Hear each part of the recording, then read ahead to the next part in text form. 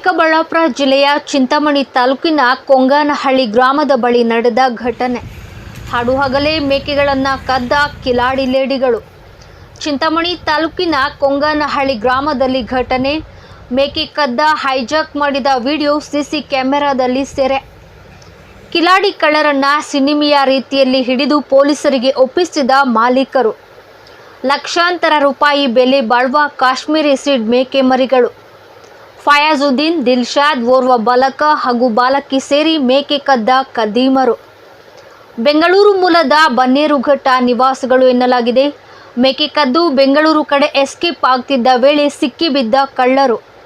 ಚಿಂತಾಮಣಿ ಗ್ರಾಮಾಂತರ ಪೊಲೀಸ್ ಠಾಣಾ ವ್ಯಾಪ್ತಿಯಲ್ಲಿ ಘಟನೆ. ಇನ್ನು ಆರೋಪಿಗಳನ್ನು ಬಂಧಿಸಿ ಪ್ರಕರಣ ದಾಖಲಿಸಿಕೊಂಡ ಚಿಂತಾಮಣಿ ಗ್ರಾಮಾಂತರ ಪೊಲೀಸರು.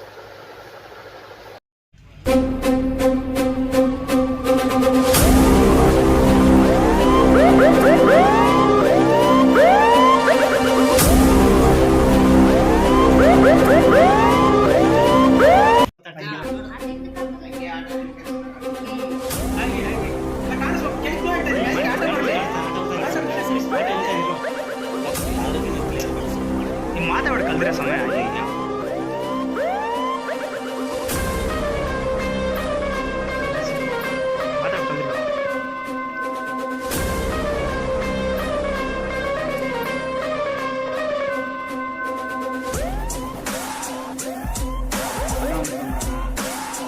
ಏನು ಆಸೆ ಸಾಕಿಗೆ ಇನ್ನೊಂದು ನುಂಗುಳ್ಳಿ ನೀವು ಮನೆ ಹತ್ರ ಭಾಳ ಹುಷಾರಾಗಿರ್ಬೇಕಲ್ಲ. ಎಲ್ಲ ಹಂಗೆ ಕೇಳ್ತದ. ನಾನು ನೋಡ್ತಾ ಇದ್ದೀನಿ, ಎಲ್ಲ ಹಂಗೆ ಕೇಳಿಸ್ತದ. ಹಾಂ, ಮತ್ತೆ